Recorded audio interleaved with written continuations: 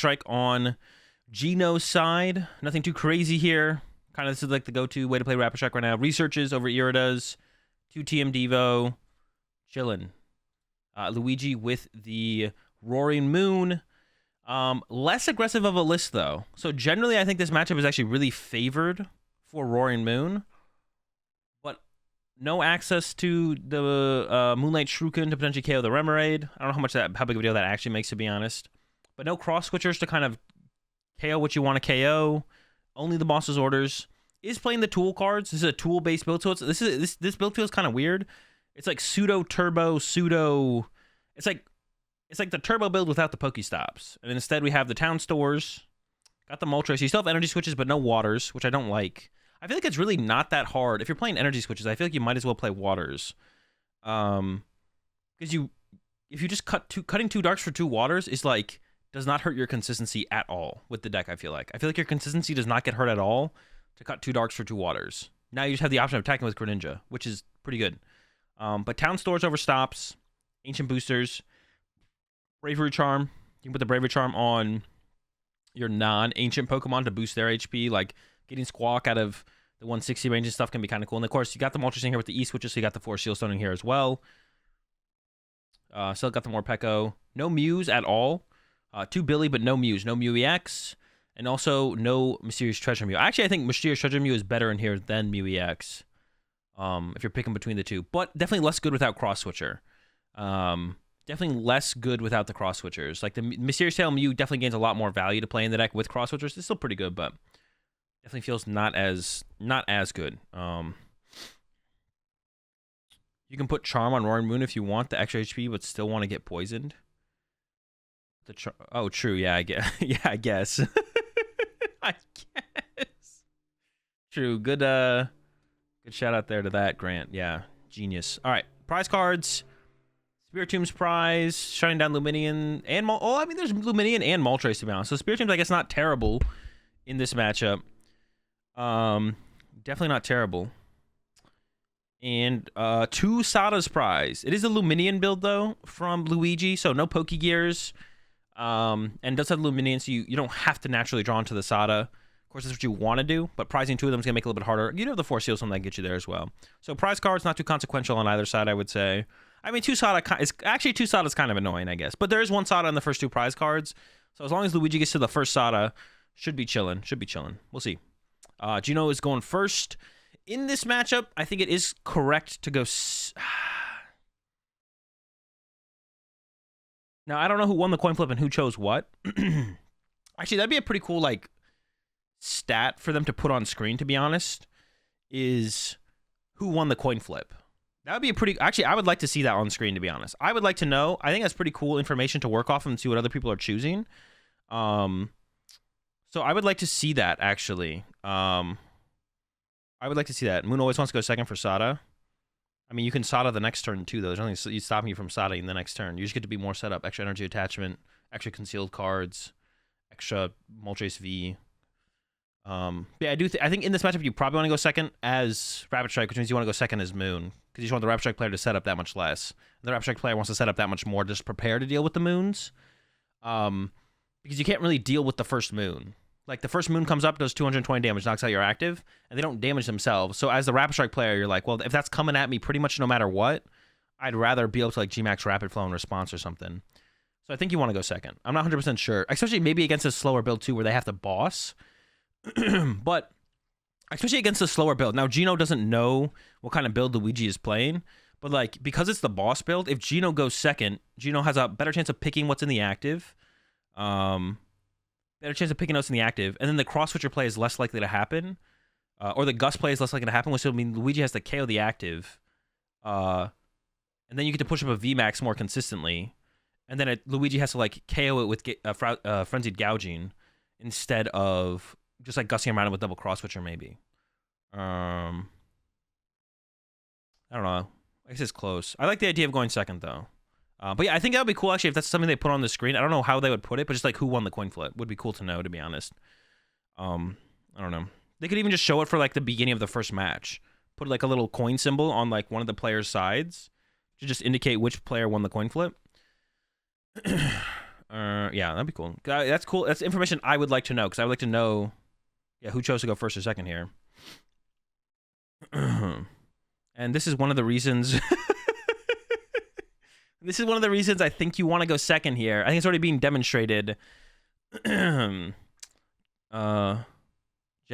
Japan side has that indication. No, they just show who went first. It's the same thing. We know who went first in this game.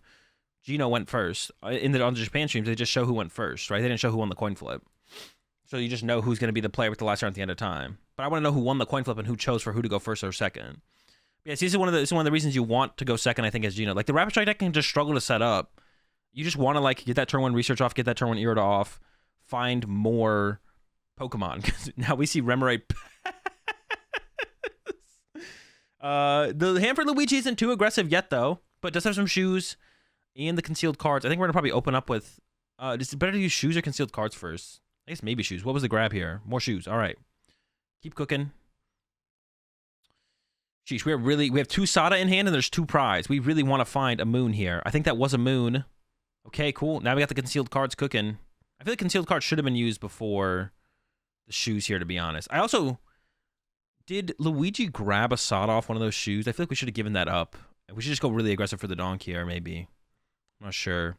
Also, Luigi does play 4 switch cards. So, like, retreating the Morpeko to the bench, attach... Dark Patch is like very, very reasonable for the Morpeko to be the thing against the knockout here. Why are we not Stadiuming first? Because if Luigi draws into a Squawkabilly and uses Squawkabilly, you want to use the Stadium to get the 4 Seal Stone. But if you aren't going to put the Luminian V or Moltres V in play, then you might want to use the Stadium to get a... There's a bunch of different... Like, all around the 4 Seal Stone. But Luigi should have game here somehow. Wait, no, not quite. But they should be game here.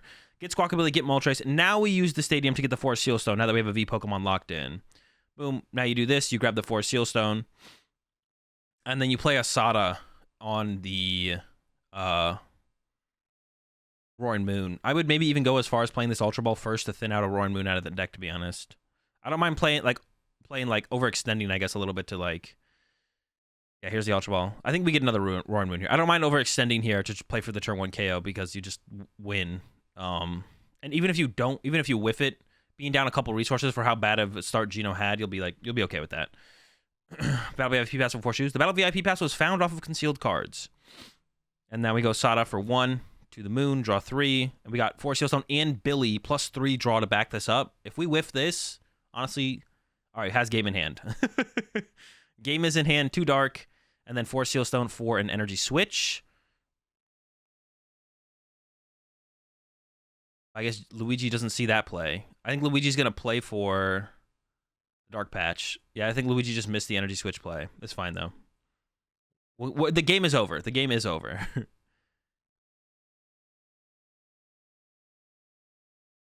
I have no idea what just happened there. Okay, now we get the energy switch. There we go. And retreat KO. All right, Luigi got it. Lock it up. Game 1 going fast. Now let's see. Let's see what Gino chooses. Like I said, I think I want Gino to go second here. You just want to set up to give yourself a chance. Now, this matchup might be so bad that you do just want to go first and, you know, force your opponent to get the turn 1 attack and hope they whiff it. I could see that. But we do see Gino choosing to go second here, it looks like. Gino did lose, so gets to choose now. So we do see Gino choosing to go second here, it looks like. The start here looking pretty good for Luigi, though. It's looking solid. Greninja, Billy, Moon with a tool, Battle VIP Pass. Also, the Billy start, not great for Gino, but can retreat it next turn with a Water Energy if that's found. Moltres, another Moon. That's a lot. Dude. 4 Dark Energy and 2 Vessel.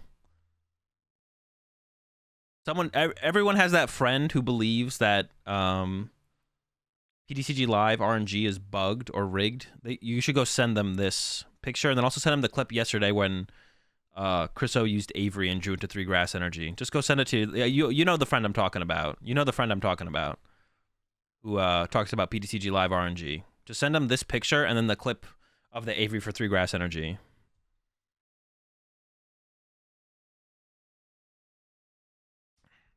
Or if you're in chat, now you're seeing it live. Yeah, so a lot of energy prized. As long as Luigi can this actually could be some trouble, to be honest. As long as Luigi can find a vessel or two, it shouldn't be a huge deal, though. And might not even Billy here, to be honest.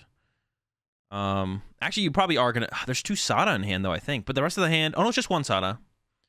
Has a town store as well. Doesn't really want to give the town store to Gino, though. So I wouldn't hate the idea of not putting the town store in play, because this does give the 4 Sealstone over to Gino. Now, you do want the stadiums in play, though, to be able to use Calamity, whatever it's called, / Storm on the Roaring Moon. So I don't hate the idea of doing it here, to be honest. I don't hate the idea of, putting it out there. Basically, sometimes when matchups are just favored, it's like, as long as I play the game, I win. So just like focus on you more so. Sometimes there's a little bit more of a balance to it. Sometimes you should just kind of focus on yourself. No dark energy, though. Oh, no, there's a vessel. We're chilling. We already did use Greninja, but we definitely want to get our attachment for turn down. So attachment to the moon and chill is going to be the play here.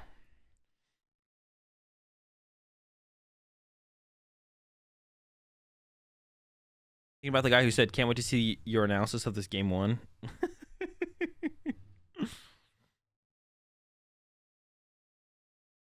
What is the name of the attack? Lost Blast. Oh yeah, Lost Blast. Pretty good attack. Oh, no attachment for turn from Gino or Luigi? Luigi forget that they hadn't attached yet? I think we should definitely attach here to the Roaring Moon, though, because we have another one in hand to Greninja away next turn. I think it's a mistake there from the Luigi. Not attaching to the Roaring Moon. Alright, corrects the bench. Cleans it up a bit. Definitely going to see a lot better turn 1 here from Gino. Also has the way to retreat the Squawkabilly, which I imagine we want to go ahead and just retreat to a Remoraid. We probably want to retreat to a Remoraid here. Do you? Honestly, you kind of just wish you had something that had 230 HP to 4. Dude, if this deck had something that had 230 HP, that'd be sick. Because then you could force a Frenzy Gouging off the rip. Do you leave a... Maybe you go double Remoraid, leave 1 Remoraid in the active. That even doesn't even seem that good, though. Maybe you just leave the Squawkabilly in the active, to be honest. You do have a Rapid Strike Energy in hand that you might want to attach to the Urshifu, so... Yeah, maybe the Billy is a sacrifice here. I should definitely use the town store here and go get a 4 Sealstone. Gino is lining it up. Boom, there it is. Puts on the Ursh. Oh, it does plan to retreat the Billy, though. The question is, what are we going to retreat this Billy to? Where's Billy going, you know? We want to know. Where does the Billy go? Is it the Remoraid? Could be. And then... Squawk and Seize, loses a Rapid Strike Energy, also doesn't get to establish it, which kind of sucks. So there's no possibility, the reason I kind of don't like this play, there's no possibility of G-Max Rapid Flow this turn.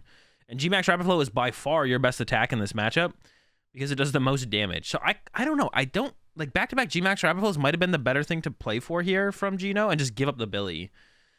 I honestly kind of like the idea of that.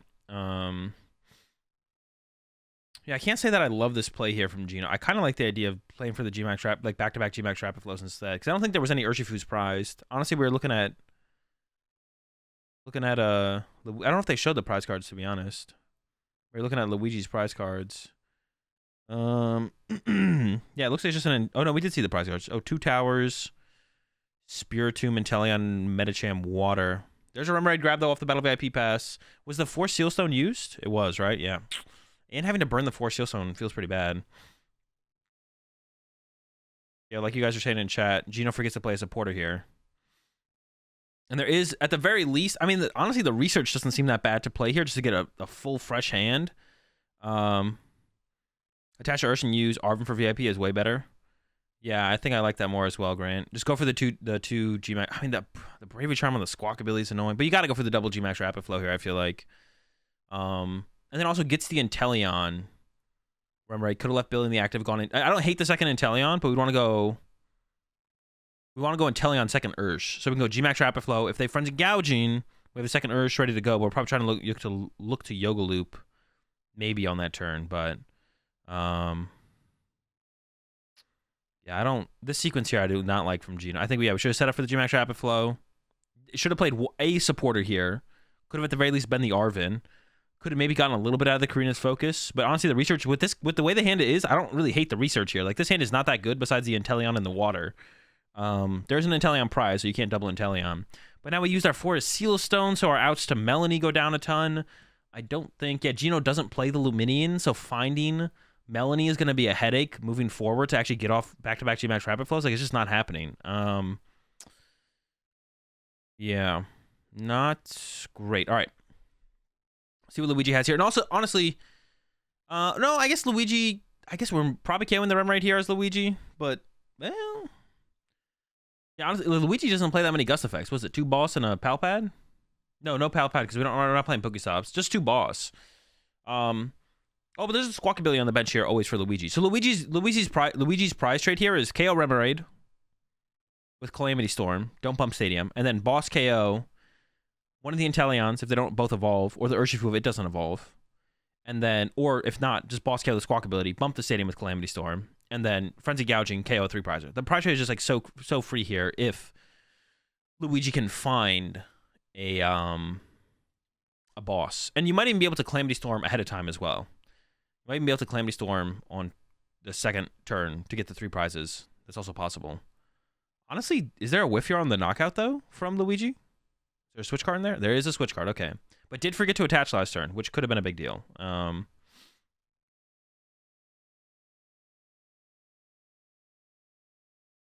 There's a switch card, and here comes the knockout on the Rem. Is going to use the Luminion. Wait, didn't we just use Asada, though? Wait, I'm so confused. No, we didn't. But is going for the boss play. Now, I don't think I like this from Luigi. This is actually a pretty bad play, I feel like. Because if you boss KO a 2 prizer, when you play 2 boss, and then you play 2 boss... Yeah, this boss play is really bad from Luigi. You should just KO the Remoraid. KO the Remoraid is all you need to do here. You should need to go 1, 2, 3. That's it. That's your prize trade. Or 1, 3, 2. Your prize trade is 1, 2, 3 or 1, 3, 2. But now you have to, like, you're going to boss up a 2 prizer here, take 2 prizes as Luigi, and then you need to, why not just Moon KO 2 VMAXs? Because you don't want to use Frenzied Gouging and then leave that Roaring Moon in play for a turn to be Yoga Looped or taken advantage of. You want to use Frenzied Gouging to win the game. So that way your opponent never gets a chance to take advantage of a really damaged Roaring Moon. You just want to eliminate the, you want to eliminate the possibility of them being able to take advantage of a very damaged Roaring Moon. That's like the only way for Rapid Strike to win is for you to Frenzy Gouging and not win the game. Like, this is a really bad matchup for Rapid Strike. So it's like one of your only ways to win is to Frenzy Gouging and then not win the game on the turn you Frenzy Gouging. So we're going to see the boss play here. But now, Gino can force a back-to-back 3 prizers, or send a back-to-back 3 prizers, and more easily force the Frenzy Gouging from the Roaring Moon before winning the game. Now Luigi might have to use Frenzy Gouging before winning the game, which is what you don't want to do. It does get to KO the Urshifu, but the Urshifu's not even set up for the G-Max Rapid Flow anyways.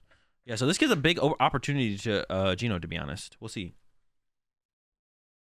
But if there's another Urshifu now, I guess there was the possibility of a Melanie G-Max Rapid Flow, but yeah. You can boss a 2 prizer right now, then you second boss. Yeah, but how are you gonna? But finding the boss to begin with is the problem. Now you use Luminion to find 1 boss. How are you you have to find this second boss?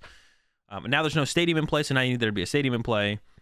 I'm not saying you can't do that, but it's just incorrect. What they're doing is just bad. They're literally this is just bad. You don't care about what Gino does. If you just do what you do, you win.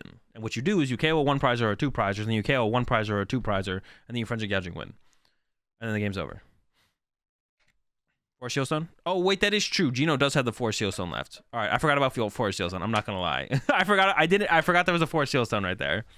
All right, maybe it is possible. I take it back. I still would have waited. All right, maybe it's... Well... I still think it's incorrect, because now you're losing a turn. Maybe it is the same thing. Well, now that I'm thinking about it more, I would have liked to have... But you also want to... But see, I guess the problem becomes here for Luigi now is like I actually would have liked... The more I think about it, I think Luigi should have used... Because of the 4 Seal Stone. I forgot about 4 Seal Stone. I think the Luminion probably should have went and got a Sada instead. Because you have 4 Seal Stone for boss next turn. KO the Remoraid. Because what can happen now is... Because Luigi's hand is pretty bad, besides the 4 Seal Stone for the boss next turn. But you can go KO Remoraid, Sada this turn with Luminion, set up energy. Because now you're going to get punched by an Inteleon. And then if you don't Sada next turn, and you're just going boss Remoraid, then you get like an attachment for turn maybe, and that's it. You probably you guarantee one because your prize card is literally an energy. But that's all you get. And then you can get Iono next turn down to 2. And then you might not have a Roaring Moon actually set up to be able to respond. But yeah, I guess the Force Seal Stone does change things. It makes it less bad, to be honest. It does make it less bad. I forgot about Force Seal Stone. I did forget about the Force Seal Stone, so it makes it less bad, but it might be fine then, because we can line up the back-to-back bosses. And also I think it's fine to not play around. What is that card? Is that not a Inteleon? What is that? Is that an Urshifu? You're not playing around Vacuum in Inteleon or Rapid Strike, which I think is fine to not play around. And also, yeah, Gino doesn't play it. I think having the only Urshifu is also really good. I mean, it's not that big of a deal when they don't have an. It's not that big of a deal when they don't have a what's it called on it, an energy on it, and they already use their Force Seal Stone. So like finding Melanie is just really hard without the Force. Is that just that hand sucks? Holy smokes! Yeah, this one's not looking good. Not even attacking for turns. No Rapid Strike energy to be found. And there's the pass over to Luigi. Draw. Got concealed cards.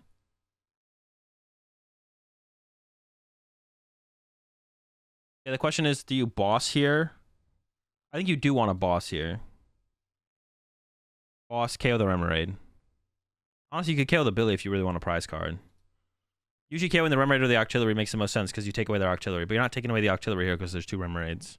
You're not going to boss another time anyways. Or you could just go Frenzy Gouging the active. 90 HP left on your active. Frenzy Gouging with the bench on the next turn. Just keep the Force Seal Stone because you have Dark Patch plus energy attachment for turn. There's the Force Seal Stone for the Sada. So it is going to be a Frenzy Gouging here. So Gouging also works fine, I guess. Yeah, but he could set up the second. Luigi, I think, can set up both moons here. I think both moons can get set up here with 3 energy. Attach Dark Patch Sada. So if you have both, you're probably fine. Greninja 2 Fish. No. Luigi doesn't play water energy. And even if you did that, that would maybe like too much of an investment. It depends how many energy you'd have left on your moons. That wouldn't be a bad play if you have a lot of energy left on your moon. Or if you have like a moon fully set up plus the Greninja play, that'd be fine. But that's kind of the question, I guess. What do you have left? Can we play the Sada? Thank goodness. Yeah, went to the bench. It's probably best to split the energy 1-1. I mean, you could have put like use Sada first, but that's probably not correct. We are short in energy here, though. So getting Iono next turn would be a little bit annoying, to be honest. If you get Iono next turn, Luigi doesn't have the moon fully ready to go. That's what I was like wondering about. Was like, now your active one gets KO'd. Right? We're assuming the Italian comes up, KOs you.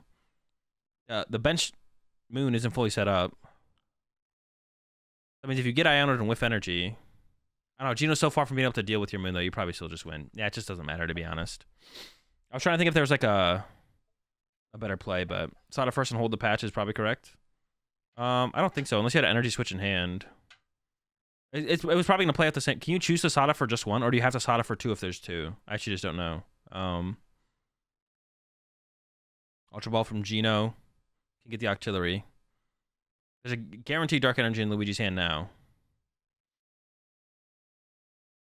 Because of the prize cards. But the question is Iono. But I don't think there's an Iono in Gino's hand, so I don't think it's going to matter. You can, I think. Can you just take 1 energy? Yeah, then you should have Sada'd first as Luigi, but it was probably going to always be Sada Dark Patch anyway, so it's not like a big deal.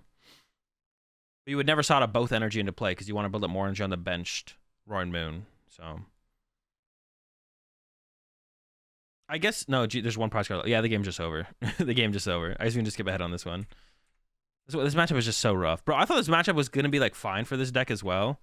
I thought this matchup would be fine for Rapid Strike as well, because I was like, oh, they have to Frenzied Gouging to KO one of your VMAXs.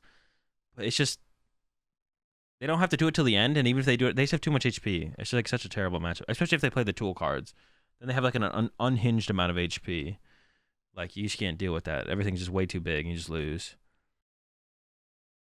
All right, one last look at the lists. Yeah, 3-path, 2-path. Nothing like, yeah, nothing too different. Oh, they each play the 1/1/1 switch card, though. Oh, wait, there's a vacuum here in the list for... Who's got the vacuum? Simon's got the vacuum. So I give Simon the advantage because of the vacuum. Yeah, I give Simon the advantage, I think, because of the vacuum. but it's still going to be pretty scrappy back and forth. But that means you can like punch into something with a Bravery Charm, not KO it, but then still re-KO it on the next turn. I also give Simon the advantage because Simon doesn't play Arven. Arven sucks. Arven is so bad. I hate that card in Miraidon. Arven sucks, yeah. I also give Simon the advantage because of no Arven. Arven is McCheeks. All right, let's get into it. Similar prize cards, so nothing too ridiculous. Because they are so similar, there's like no advantage to really be gained. Like I said, Bravery Charm being prized on Alex's side, I would say it's probably the bigger hit because that's like how you make the comeback. But generators are also a pretty big deal as well, so not overthinking this one. Let's get into it. The double Raikou start on both sides, and it looks like Simon is going first. I think did top deck a Miraidon there too. The hand might not have been great without the Miraidon. So what? Ooh. So what Simon is looking for here is Path. Turn 1 Path and Mirror is brutal. Shut down the Billy. Shut down the Miraidon. Listen, Ninja Boy, you play Arvens and 2 Raikous. You got this. I'm going to go ahead and play not those cards, but that's fine. We can play different cards. I don't want to play those cards. You want to play those cards? We're both cooking. That's fine. This is like one of the few matchups where I feel like chaining Miraidons is also like correct. But you also just don't want to do it if you can avoid it. It's thinking actually about going for second Raikou. So maybe trying to get a ton of fleet-footed off here. Raikou's like not that good in this matchup. Because all your opponent has to do is not bench one more Pokemon and attack with Miraidon. And then they don't really do anything. So Raikou's really not like I don't know about the double Raikou there, but I don't know what else. I would take a second Miraidon, I think, before I took a second Raikou. But maybe he is gonna go fleet-footed here. Doesn't actually have a switch card in hand though. Does have the second Miraidon. I don't know. That second Raikou is interesting. I don't know if I like that, to be honest. I don't know if I like it. Generator before the fleet-footed. I guess you don't want to draw into energy off the fleet-footed. I'm fine with that. Let's show. And a double energy hit. Both should go to the Miraidon. Yep, there we go. And then fleet-footed should be the next thing we do here. Maybe the reason Simon held the... It's possible the reason that Simon got the second Raikou is because Simon plans to just kind of end the turn with the Raikou in the active and wants a guaranteed 4 Sealstone target. And if you get a path off the fleet-footed, then yeah, you're not going to be able to use the Miraidon again. Fleet-footed into an energy. Not great. Doesn't hurt. Attach active. Will we see the retreat to the Mareep? I feel like that's what we should see here from Simon, is retreat to Mareep and pass. Because I don't think you want to leave a 2-prizer in the active here. I'm curious to see what Simon does. 4 Sealstone to the bench Raikou. Uses the 4 Sealstone. So it's going to be aggressive for... There's no draw support in the hand here for Simon. Is it going to be the path? I like the idea of the path, to be honest. Could go for Billy or a research. Goes for the path. Okay, I like this. I like this from Simon. I don't. If you do this from Simon, if you put the path in play like this, maybe you don't need to retreat to the Mareep. It's possible maybe it's not worth retreating to the Mareep. Now, this does make things a little bit weird for Simon. Alex would have to draw really well. If Alex goes hands KO sheep, if you retreat to the sheep, Simon doesn't have a way to find Zapdos. I feel like the Raikou's probably staying in the active here from Simon. We'll see, though. But then I really don't like the idea of the double Raikou. Because, like, this Raikou on the bench could actually have been a... Yeah, this Raikou could have just been the Zapdos. This Raikou could have been the Zapdos. Then we retreat to Sheep, pass. And then next turn we have Flaffy Evolve, Accelerate to Miraidon, and retreat Sheep, knockout. Not a big fan of... I don't think I like it. But it's also possible leaving the Raikou in the active is just fine here from Simon. Maybe the reason... Okay, so maybe the reason Simon did this is to leave open ring for the Bravery Charm, I guess, on the active, is fine, which I guess is also fine. Because Simon is going... And I don't hate this play either from Simon, to be like, okay, if I get path here... I'm okay with leaving my Raikou in the active, which I think is probably fine, to be honest. If you have turn 1 path going first in the mirror, hitting him with Raikou active is probably fine. Or leaving the Raikou active is probably fine. We'll see if Alex can get... And Alex's hand is actually pretty good here. Has the Arven. So we could see Generator. Plus 4 Sealstone for Generator. Okay, the active. That's not good enough, though, right? Because then you're just going to get knocked out by Miraidon again and you just lose. Actually, I don't think so. Let me check. I don't think Alex has an out to Path to the Peak, though. Yeah, Alex does not play an out to the Path to the Peak. So this path is just in play until Simon wants to move it. If Simon ever wants to move it. How do you do this? So it still has to be the Arven play here. Yeah, Alex has to go for an Arven here. But, so do you get 4 Sealstone to use next turn for research? I guess that's probably the play here. You could also switch your... You could get like 4 Sealstone plus... Switch cart, go to the Zeraora. Attached to Miraidon. Goes for the generator. So it looks like Alex is going for the KO on the active here.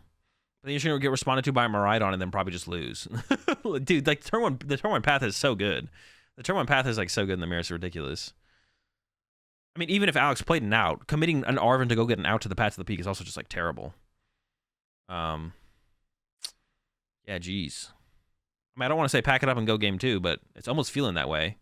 We're close though here for Alex. Oh, I guess you don't even have to. You could force Sealstone for a switch here actually instead from Alex. You don't have to get a another generator here. What am I thinking? You just get a switch and an attached return to the bench Miraidon. Is that the play though? You're just gonna get Miraidon bopped back, and then what do you do? Feels pretty bad. It's gonna be attached to the Raikou pass or Sealstone. But now we're using the Force Sealstone. This better not be for a generator. It goes for the research. Research for next turn. So we're retreating to the Zero Aura. We're going to retreat to the Zero Aura. We got the generator for 2. Does that make sense? I guess that's fine. But now we're retreating to Zero Aura, right? I would assume. Yeah, okay. Research for next turn. Okay, I don't hate the sequence here then from Alex. I don't hate this choice. We're not guaranteed giving up the first 2 prize cards, but it's fine. Now for Simon, it's going to become, well, to be honest, it's a little bit awkward for Simon because Simon's hand is, oh no, there's a research. Was there a research there the whole time? I swear there was not a research there the whole time. There might have been though. We can research away the energy here as well to get in the discard pile. And then Simon is looking for, commits the energy to the act. No, I think we wanted the discard pile to use with Flaffy. No. I don't know if it's not, wait, that does not feel correct though. I don't know if I love that play. Now, it is unlikely that Simon actually KOs one of these bench Pokemon here. Well, I actually really don't like that. Is it that bad, though? In, like, my head, I really don't like it. But maybe it's not that bad. I like putting the energy in the discard pile here. So we can use it with Flaffy. Like, we're going to draw an energy off this, but I also want to get an extra energy and play from the Flaffy. Simon's not getting... Simon could draw into Escape Rope Zapdos and get a KO here, and guarantee get a 2-prize knockout, which is what Simon's looking for. I would think discarding the energy is always better. Like, yeah, we're always drawing energy off the research. We're not always... There's a Zapdos. Did not get the Escape Rope, though. So it's not going to be a 2-prize knockout here for Simon. Could give up double energies here, though. I kind of like that. Although hands isn't very good in this matchup, I don't think. So you could get rid of the hands here. And also Simon does play double hands. So Simon does play 2 hands. Simon plays the double turbo as well, right? Yeah. Yeah, Simon does play double hands. So I don't hate the idea of... Oh, we got double Flaffy here, though. Oh, wait. Simon could have actually attacked with Zapdos here, right? Wait, no. Simon could have attacked with Zapdos here. Haha. Simon could have attacked with Zapdos here if Simon had discarded the lightning energy off the research instead of attacking it to the Raikou. And then we could have attacked with Zapdos here. Zapdos was 110, right? Then we could have attacked with Zapdos here, knocking out the Zero Aura. So I think definitely a mistake. Like, now this isn't guaranteed, but I think you always discard the energy there because I think it opens up way more opportunities for you. So yeah, I don't like that sequence there from Simon. I think Simon should have definitely discarded that first lightning. And then off this hand, we could have Ultra Balled away one of the lightning, attach one of the lightning to Zapdos, attack with Zapdos, leave a 1-prizer on the active, which I feel like has to be correct to try and leave a 1-prizer on the active here. Losing your Zapdos doesn't feel great because you don't have a way to 1-hit KO Iron Hands with the Miraidon, but you can KO with Raichu, or if they just don't draw a prize card, you can just 2-hit KO their hands. If they draw a prize card, you have room for the Raichu, or boss can come up as something you can do as well. But yeah, leaving the 2-prizer on your active does not feel great here from Simon. Also, I think I like the idea of putting the energy on the sheep here. Actually, a play that Alex could do on the next turn would be to boss a sheep and then stall, but maybe you know the Force Sealstone got used from Alex last turn for a research. You probably know that. But now Alex gets the first 2-prize knockout. Yeah, I really don't like how Simon played this. Simon should have definitely played for the possibility of the Zapdos KO here if you whiff the Escape Rope KO. And it would have had that possibility if you researched away the energy, then Ultra Ball, the hands plus an energy, attach energy to Zapdos instead.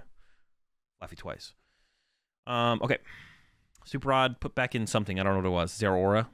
And the Raikou can KO Raikou here for Alex as well. But you can always just KO with a Miraidon, which is also fine. So it doesn't really matter how you do it here. Although you do want to use your Raikous while you can. And especially with Path and Play, you're not going to be able to like find your attackers as easily. So I don't hate the idea of trying to attack with Raikou here if a generator is found. Alex really needs to find Mareeps, though, to make sure the energy can be continuously streamlined each turn. There's a Flaffy. No, Mareep does find the Zero Aura again. Yeah, I honestly think Alex should try and generator an attack with the Raikou this turn. Oh, no, we don't have enough bench Pokemon. We're short 1 bench Pokemon now. We didn't get enough bench Pokemon. I guess it's not even possible. Another energy to the Raikou here. But now, with Alex taking this knockout, Simon just has to like not bench anything, and then that Raikou can't KO anything. So this turn, Simon can just respond with Miraidon, KO Miraidon. Don't bench anything. And then the Raikou on the bench here for Alex can't KO anything either. So, not great for Alex to have the response. Especially with no more Reap setup as well. Like, even if you get like Raichu plus Generator, then that's like all your energy in play on that turn. And then getting your response knockout after that is going to be that much harder. It gets harder and harder every turn after that without having Flaffies in play. It's already hard enough right now. Energy to a Raikou here for Simon. And then you kind of want to get... If you're going to bench anything this turn, I think, from Simon, you want to bench, like, Miraidon. I think you kind of just don't want to bench anything, though. Well, no, I guess Zapdos is fine because the Miraidon here... No, Zapdos... benching one Pokemon here is fine. Benching one Pokemon here is fine from Simon. You don't want to bench two, because you don't want to give Raikou the option to KO your Miraidon. Zapdos doesn't feel super important, so I feel like you could have left the bench for someone to try and, like, start to load up another Miraidon. There's the Miraidon. Also got the Bravery Charm, so you can Bravery Charm your active, and then you could bench a Miraidon. I don't even know if you want to do that, though. You could, but you could still... I don't hate the idea of Bravery Charming the active Miraidon to play around the Raichu knockout. Yeah, so I still like that, I think. And then I guess you kind of... And also, like, I mean, another thing with, like, putting the Zapdos in play, you do want to be, like, kind of aware of, like, the boss stall plays. Like, this turn, Simon could put one energy on each Flaffy to stop the boss stalling. And then not bench Zapdos. Zapdos also has 2 retreat cost. And then could have left a board, say, where the boss stall can't happen and you're pretty set up overall. I almost like... I would like it if Simon developed the board like that a little bit more, to be honest.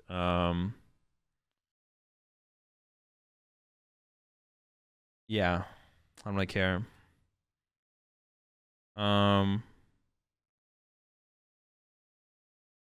Yeah, I almost feel like that would have been better. Put the Zapdos back. Yeah, put the Zapdos back in the deck. I'd only bench the Zapdos turn your KO. Well, the problem with that Stellar Wish is Path is in play, so you don't have access to Miraidon's abilities. You don't just get to pick when Zapdos comes into play. You have way less control over when Zapdos enters play. Yeah. Yeah, you have way less control over when Zapdos enters play. That's the problem. If there was no Path in play and no one was playing Path, then I'd agree with you. But there's definitely an argument to getting the Zapdos in play ahead of time. Yeah. All right. Still has 2 Flaffies to be used here, but like I said, it's a little bit weird now. Now do you just bench the Miraidon at this point? Maybe you do. But this is weird too from Simon. I mean, Alex could draw energy, bench Pokemon boss KO this Raikou here. I just don't love the bench. Like, I feel like you're giving Alex opportunities you just don't need to give. Like, sometimes you should play like, eh.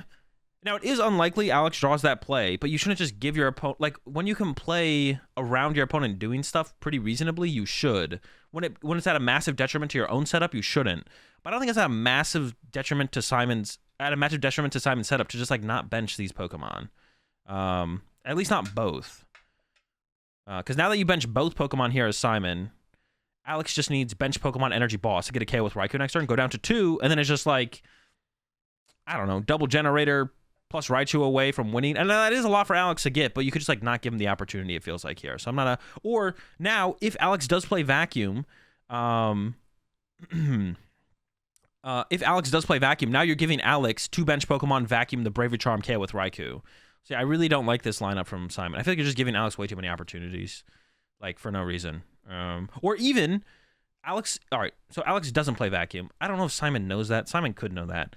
But Alex could whiff the Vacuum for a turn, but still hit this for 220 and then find the Vacuum later. So, yeah, not a big fan of Simon's setup here. I'm not a big fan of the... Like, it's just unnecessary. It's like, Simon is more setup, but if you can set up less on your side to take away options from your opponent, sometimes that is better. Not always, but sometimes.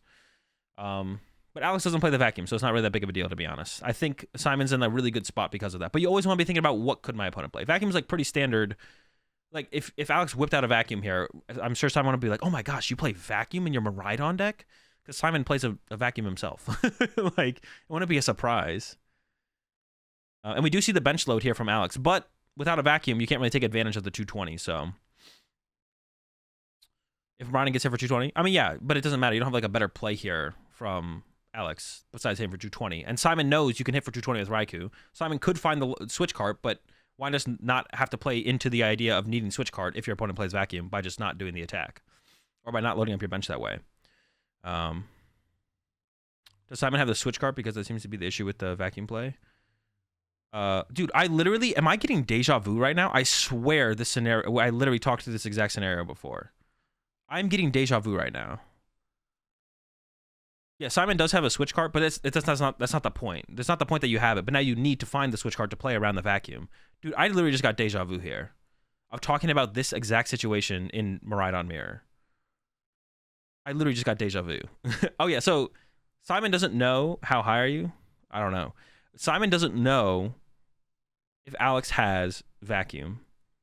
Could get the switch card to play around the vacuum, but now needs to get the switch card if Alex has vacuum. But you could have just not benched a Pokemon, and you wouldn't need to play around that at all. And now there's just an opportunity to all of a sudden lose the game, possibly. So it's just it's a bad setup here, I think, on Simon's side.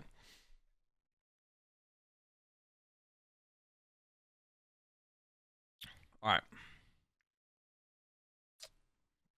Simon's still in a pretty commanding lead, though. Pretty commanding spot. Should be pretty tough to lose at this point. Has boss in hand. You don't even have to research. You could just hold the boss to be able to win next turn. I guess Simon just has one prize card left. You may as well research then, maybe. I don't hate the idea of researching then, to be honest. Honestly, I like the idea of researching to go find a switch card so you can play around the potential of the vacuum here as Simon. Unless Simon just knows. Simon might know. Or maybe Simon's not thinking about it. But otherwise, I like the research here to try and go find the switch card. And I think it could be, no, it's not prize. It's not prize. So yeah. Maybe Simon just knows Alex doesn't play the vacuum. I don't know. We know Alex doesn't have the vacuum, but. And here's once again the possibility of like a boss play to trap something in the active. Alex told me in the last match that he didn't play vacuum, so I knew it. Oh, so you knew? Okay, I guess if you knew, it does change things. He should vacuum his own charm to take away the option from his opponent.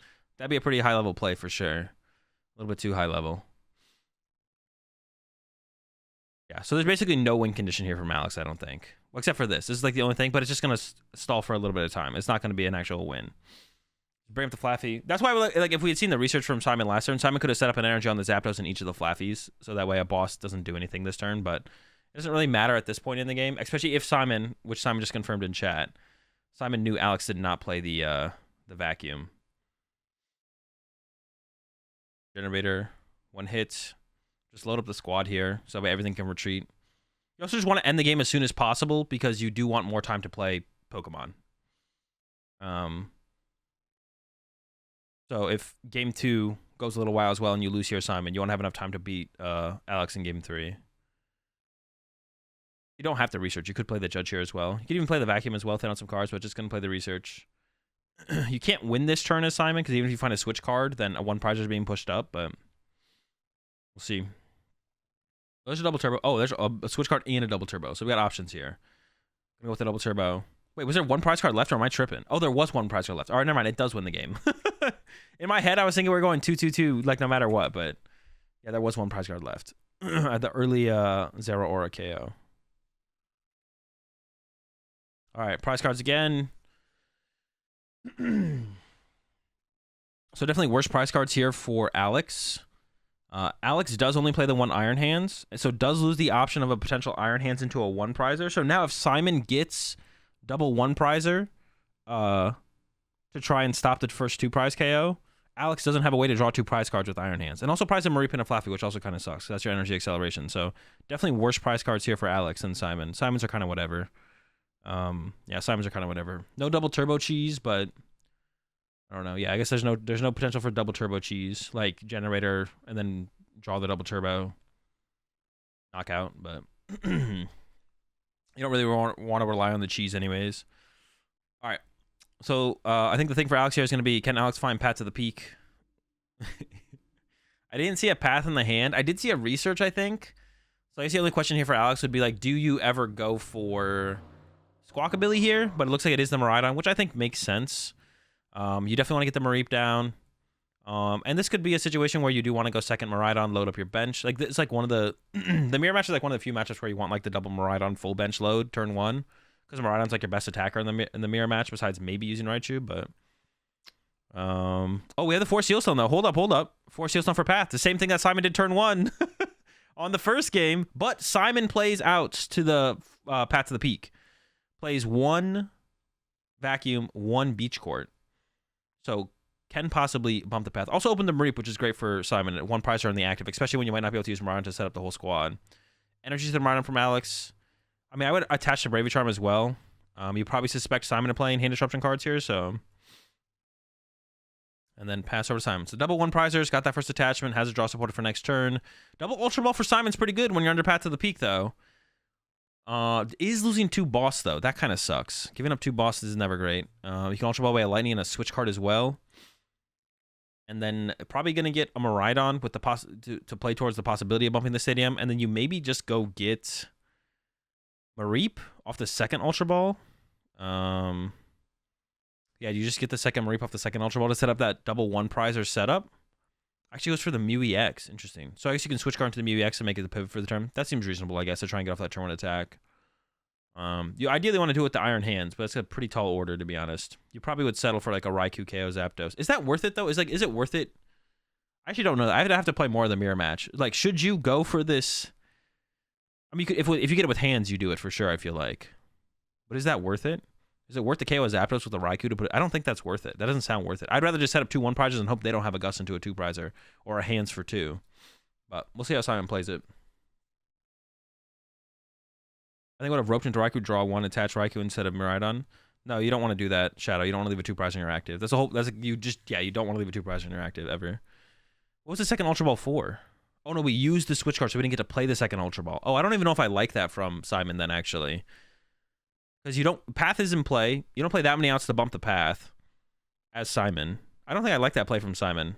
I think I would have rather just seen leave Mareep in the active, Ultra Ball from Mareep, Ultra Ball from Miraidon, play research. Just be like, all right, go ahead. You didn't get the turn 1 attachment down to your hands. The chance you get hands next turn, especially with Path in play. Can you even find the hands? You can't use Miraidon. Because this play is like, I thought we got to still use the second Ultra Ball. We just have like nothing set up and there's Path in play. So I think I like the double Ultra Ball instead. Don't play for a turn 1 attack. And then kind of go from there. So just get Miraidon, get second Sheep, chill, have a good time. Because now we see that kind of how like this play can get pretty easily punished. We could still get an attack off with the hands here though from Simon, which I think you just at this point you should just go for. I think as Simon. Also with the Path being in play, oh, that's actually a pretty big deal. If Simon can KO the Zapdos, the Miraidon can't KO the Iron Hands. Ooh, actually Iron Hands is like a pretty good attacker here now. The more that I'm thinking about it, I dislike this play less. I dislike this play less because of Iron Hands play. Which I guess there isn't that high of a chance that Simon hits it. And we still need to see if the generator hits 2 or not. But Iron Hands KO Zapdos is like really good. Because you can hit it for 160. It KOs it.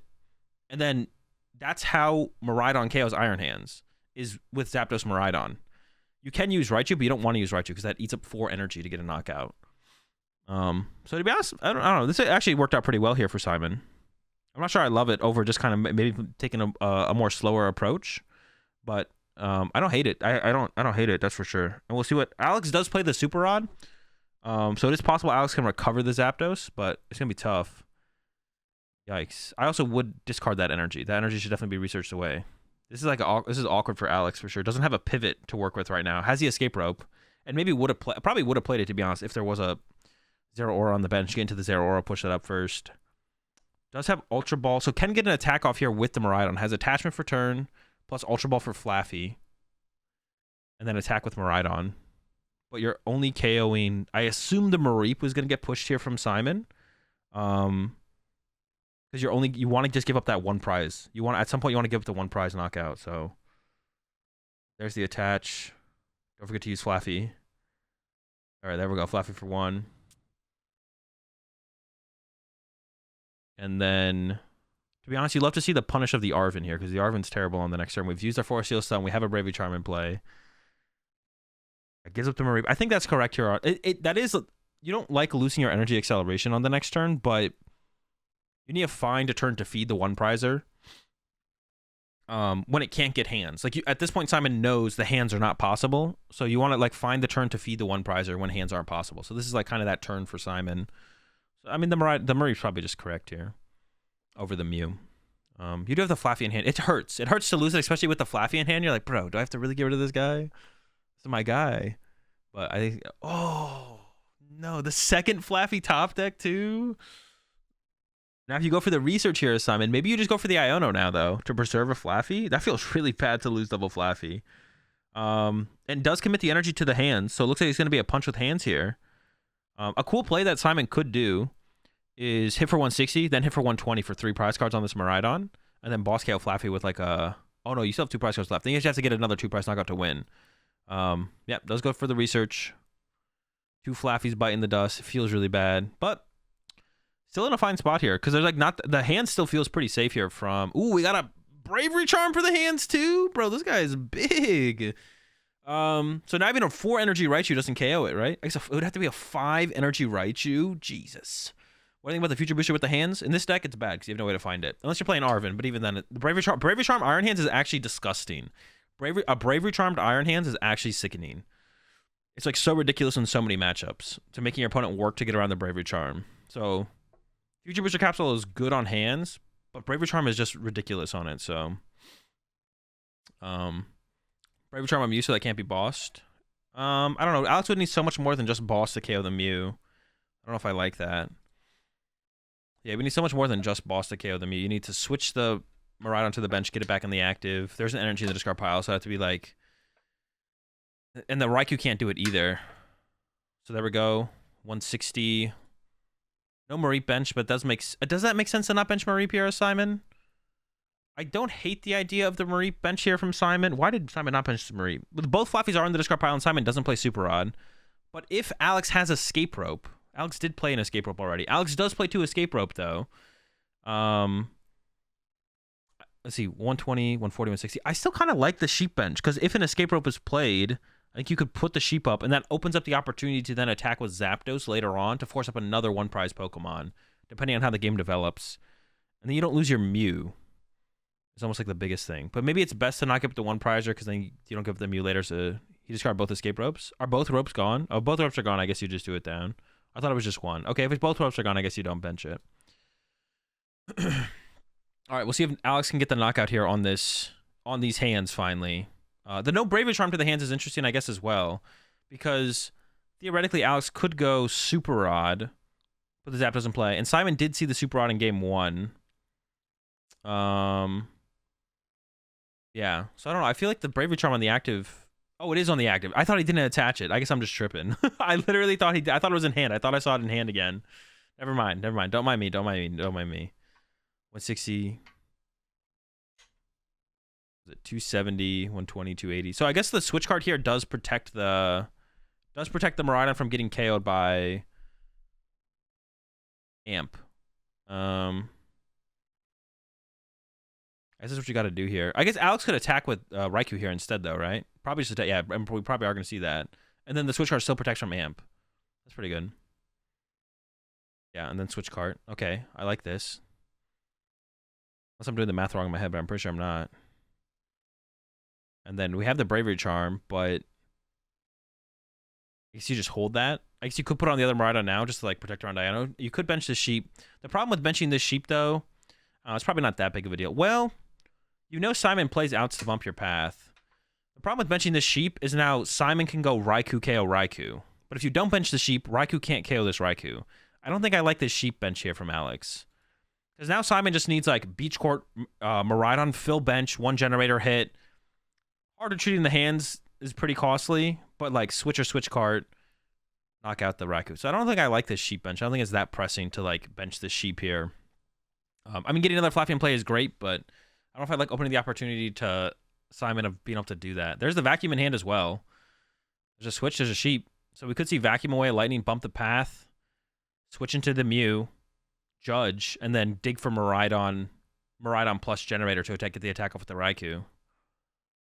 I don't dislike that. Could also see the Vacuum on the Bravery Charm, or could just see the Vacuum get conserved for later to bump a Bravery Charm, maybe.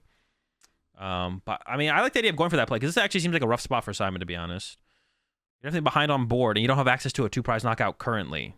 So I feel like you want to make a play that allows you to get to the 2-prize knockout. But there's the Bravery Charm bump. So I feel like we're basically choosing to not take a knockout here as Simon, which I don't know if I like. But I guess you can still amp. I guess it still works out kind of because you can amp. Well, I guess you're maybe just not attacking the Raikou this turn, and then you're going for... Yeah, I guess you're not attacking the Raikou this turn. You're just going to retreat to Mew and pass. Unless you get, like, Miraidon Energy Generator. But I don't think you're setting up our hands here. I think we're going to try and conserve the hands to KO the Miraidon later. Has the Beach Court and a couple Pokemon, so could draw off the Mew EX. And it looks like Simon is going to go for it. There we go. Mew for 2. Pokemon. And no Generator, though. Got close to the play, to be honest. It was pretty close. Could bench the Miraidon. I mean, Alex's target is always your hands, so I feel like benching your Miraidon here as Simon is maybe fine. There's the run to the sheep. Does it ever make sense to run to a 2-prize Pokemon versus this 1-prize Pokemon? That's what I'm thinking about. Probably, it always makes sense to run to the 1-prize Pokemon, right? Because if Alex KOs it with hands, gets 2. KOs it without hands, gets 1. Still 2 knockouts away. Yeah, running to sheep always makes the most sense, I think. And yeah, the question is, like, should you play the Miraidon here? Simon chooses not to. It's probably fine. Got the boss here for Alex, though. I think we are always boss KOing that hands. But that was actually so close to Simon. Simon almost got the play. Yeah, if Alex just doesn't bench that Mareep, that play is never available. I really think Alex shouldn't have benched that Mareep. Like, it's one of those things, like, you're more set up. It's the same thing I was talking about earlier. More set up versus taking away an option from an opponent. It's like, I've seen too many people mention before that worrying about yourself is what you should always do about setting up and having options. Which is just not true and just not correct and not how you should look at the game. You should always look at the game as, do I value taking away an option from my opponent more than having that option next turn? Which one of those lines leads to me having a higher chance of winning the game? You should never always, it's not just one or the other. It's not always limit your opponent from options, and it's not always give yourself the most options. It's somewhere in between that is the correct line of play of giving yourself enough options or giving yourself the correct amount of options versus limiting your opponent's options gives you the best chance of winning the game. So like right there, I don't like the Mareep bench because you give that Raikou opening. You give that Raikou opening to Simon. So there's no reason. I think with the current board states here, if Simon gets a 2-prize knockout, Simon just probably wins the game. Maybe not exactly, but you already have a response with your other Miraidon. Plus you have the one Flaffy, plenty of generators left. Like you could create a response pretty reasonably from Alex. So I think giving that option over to Simon never makes sense. But yeah, Alex should get we got another second Flaffy on the way. This is going to be so much energy. Double Miraidon in play. Actually, it might be prized. Okay, it might be prized, actually. Actually, with that knowledge, that was like a terrible take from... All right. Goes for a Raichu instead. Dude, Alex's facial expressions are so funny, bro. Alex's facial expressions are so funny. Also, we knew the second Flaffy was prized, but I guess Alex was drawing prize cards that turn. So, like, you maybe get off the prize cards. Actually, was Alex drawing prize cards that turn, or Alex just punch of hands? I actually don't remember. Gets their aura off the Ultra Ball. Could have just Miraidon for it, but probably want to use the Ultra Ball to thin the cards out of the hand, which is, like, reasonable, of course. And I think we got to go with the boss KO. You can't leave this hands alive, because then Simon can win the prize trade. You have to kill the hands here, I'm pretty sure, as Alex. If you KO the Mareep, you go down to 4. You need 2 knockouts. Then Simon can go boss KO your Miraidon with hands for 3, and then KO a 2-prizer for 2, win the game. So... as Alex here, I think you got a boss KO the hands here. And there we go. There's the boss. Love it. Goodbye. Miraidon. Also, wait, does Alex not play? Oh, no, Alex doesn't play the Mew. I was going to say, maybe Alex should have got Mew, but... this is pretty chill. Does not get the Flaffy here, unfortunately, for Alex. Wait, did Alex forget to use... did Alex just not use Dynamotor there? Did Alex have a... I don't know if Alex had an energy in the discard pile, though, actually, to be honest. Maybe didn't. Okay, over to Simon again. Just need a KO here, and then, honestly, KO and pray a little bit, it feels like. KO. He didn't?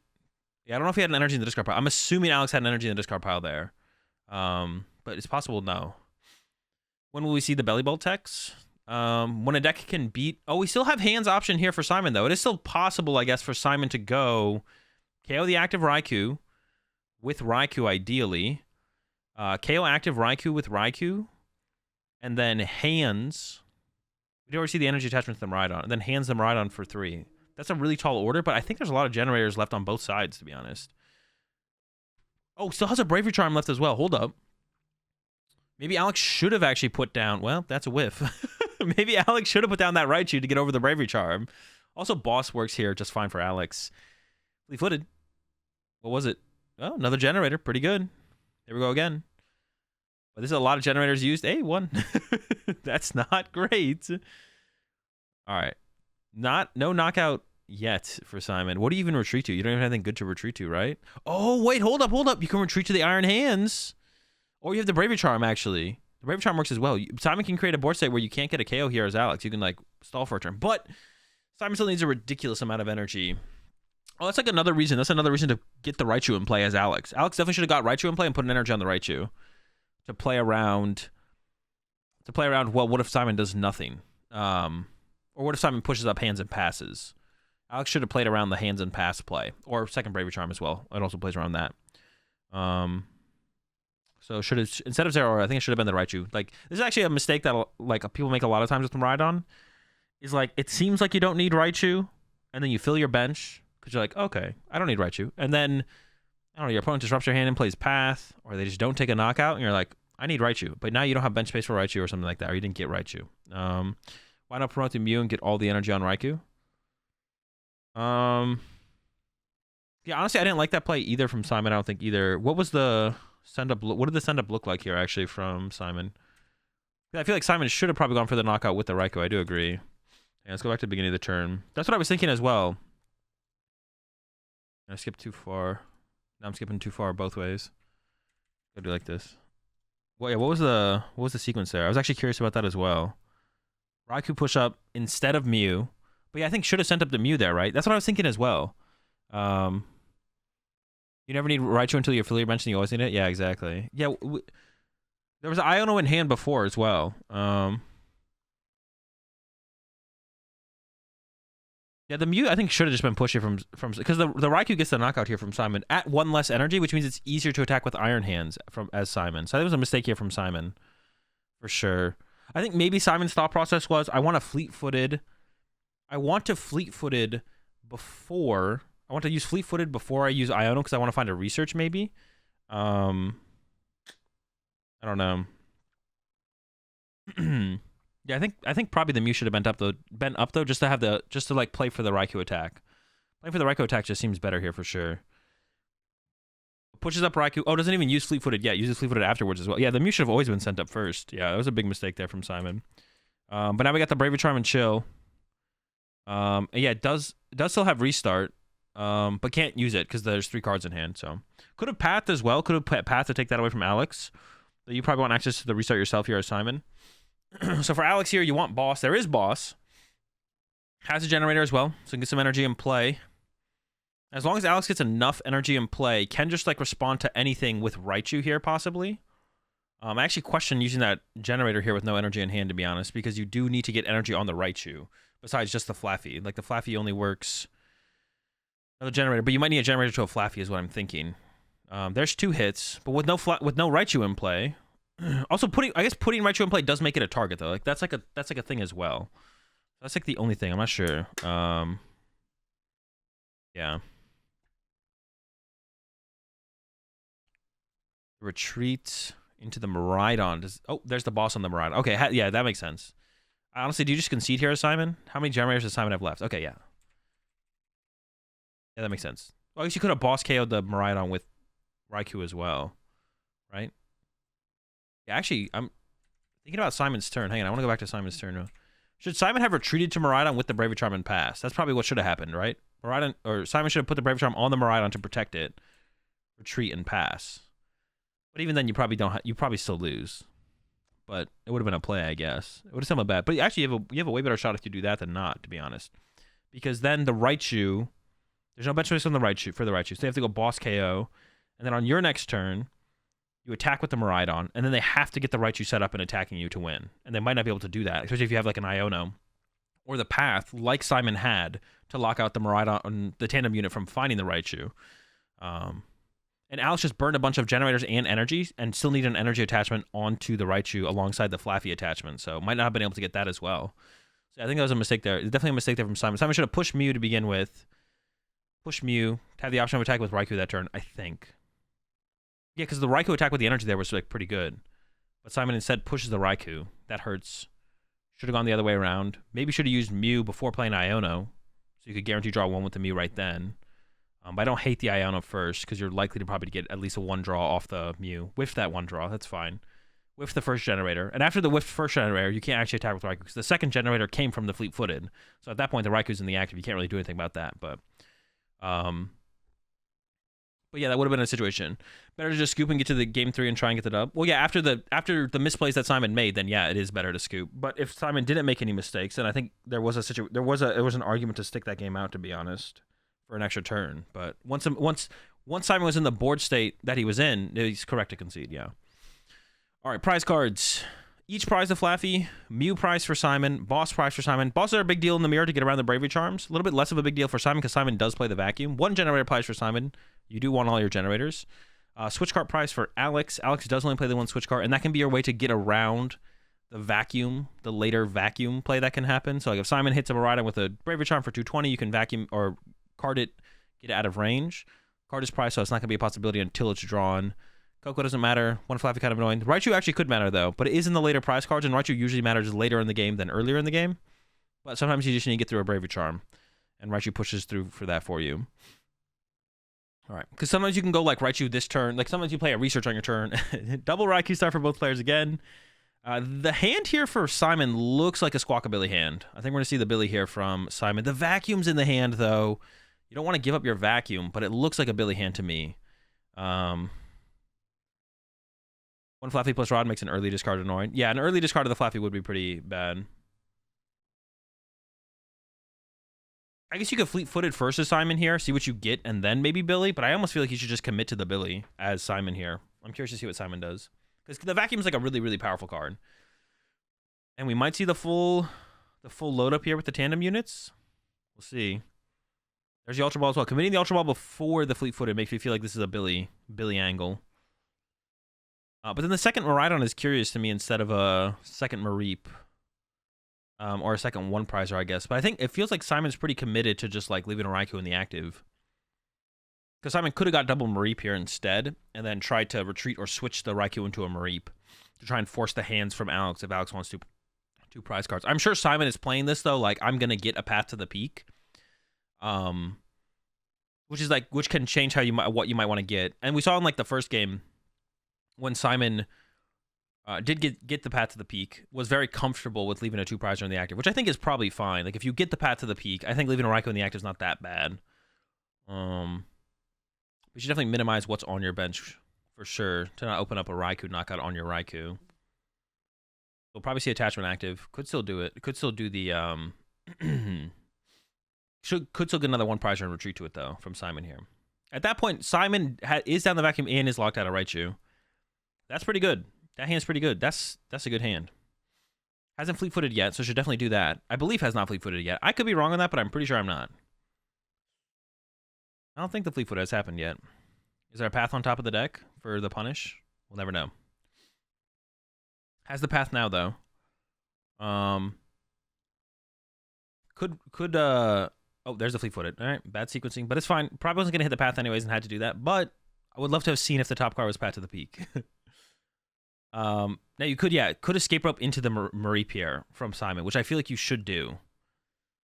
You just don't, like, Raikou KOing Raikou, especially when you have 4, is just, like, not that hard. I guess, like, the thing is here, though, is, like, the Pokemon. Oh, he's going to go for the hard retreat, so wants to conserve the escape rope. I don't hate that either, because it plays around Alex retreating to, like, a 1/1 prizer. Alex's hand, of course, would have been really sick if there was no path in play. Or would have been pretty good. Maybe not so sick, but it would have been fine. Alex's hand would have been fine if there was no path in play. Now it just kind of sucks. There's still some stuff there, but yeah, I don't even know what you do here as Alex. You probably get a Miraidon and attempt to set it up. Maybe you get the... There is a Squawkabilly on Simon's bench, so maybe you go second Raikou here. Second Raikou, generator for 2, boss KO Squawkabilly. Hard to treat the active. Yeah, sure, I'm down. And you have the Bravery Charm. But goes for the Miraidon. The second Raikou was maybe prized? I don't remember. Second Raikou was not prized. So we could have seen that from Alex there. I honestly, I think that was probably the play. I don't really like this, whatever this is. Yeah, if that Miraidon was a Raikou, there's the double hit. Yeah, if the Miraidon was a Raikou, we were cooking. We had something happen in here. Some people only play 1. Yeah, but we know what Alex's list is, and Alex plays 2. Yeah, Alex had the play. I don't like that. That was the play from Alex for sure. We would have had a Bravery Charm for it as well, and we know that the vacuum's gone. Get ourselves 2 prize cards. Get us some more cards to work with. Yeah, it's definitely a big throw there from Alex. Had everything. Had the nuts. I don't know about that. Didn't he already Iono, so no boss? Did he Iono? Am I tripping? No, he hasn't played anything this turn. No. Maybe I am tripping. Did Alex already play an Iono?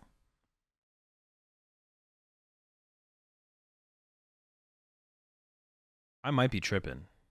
I don't think I'm tripping. I thought I know right away, but maybe I'm off. I mean, it's possible I'm wrong. I don't think I am, though. You didn't Iono? Okay, that's what I thought. Yeah. That's what I thought. I'm pretty sure I'm not. I'm pretty sure no. Yeah. So this is like, I think it's a pretty bad sequence here from Alex. I think Alex actually had a pretty, for how bad Alex's hand was for the situation, I think actually Alex had a pretty reasonable play there. You just because like Alex's current hand was already like playing for like 2 energy hit off the generator to begin with. Yeah, Alex had the possibility to get second Raikou, hope the generator hits 2. It did. Put the 2 on the Raikou, retreat the active. You don't know if it's going to hit 2, but you have to play to your outs. Attach the Bravery Charm to the Raikou. The vacuum's gone. There's a possibility that a Raichu bonks you, but like, screw it. Like, I mean, now Miraidon's just going to come up and bonk your Raichu or Raikou, and then you're going to get bonked by the other thing anyways. Yeah,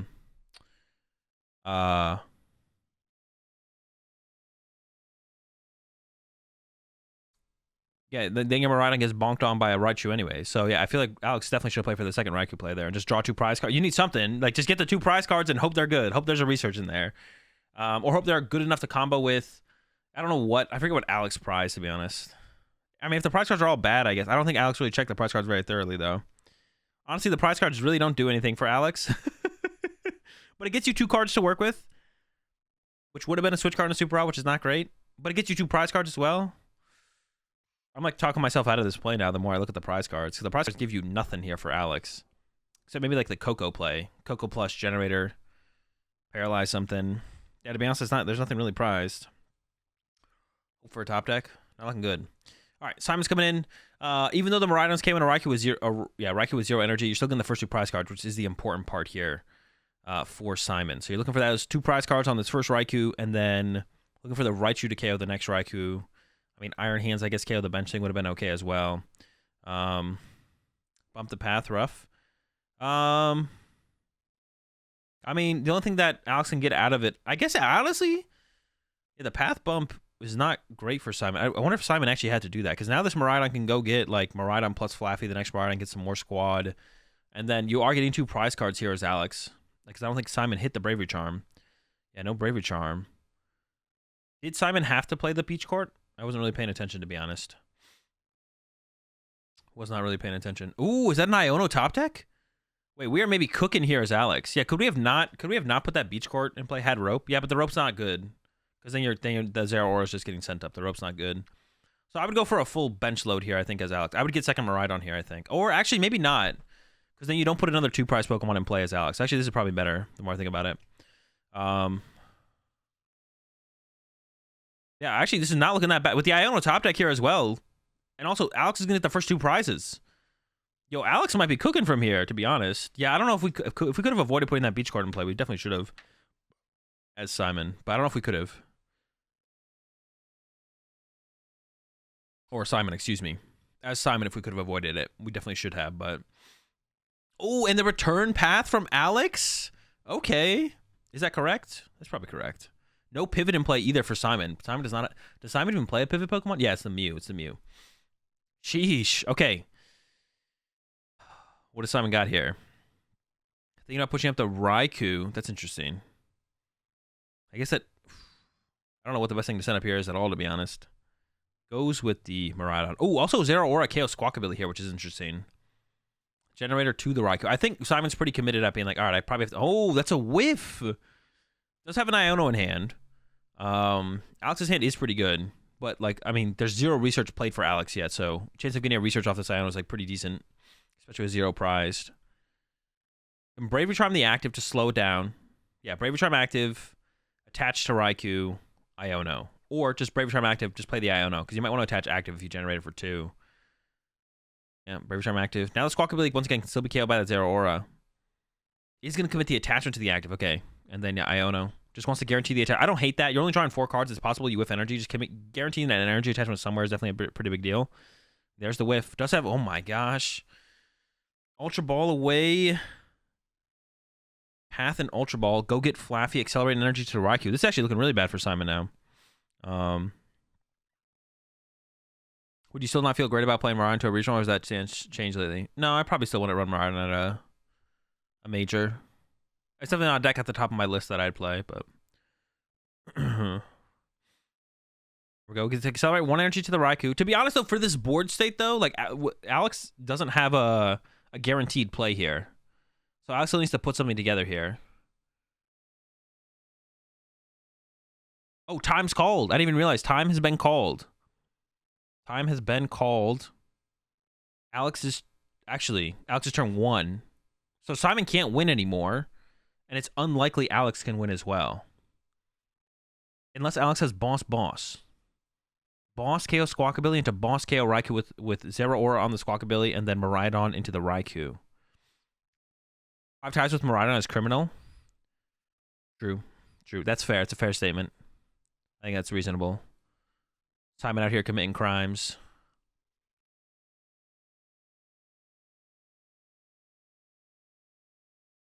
Yeah, it's going to have to be back-to-back bosses here, I think. And there's no boss in hand. We could see a Raichu, actually. A Raichu could happen. A Raichu could happen here, actually, for Alex. Ooh, with the whiff off the... That's going to make it tough. Whiff off the generator.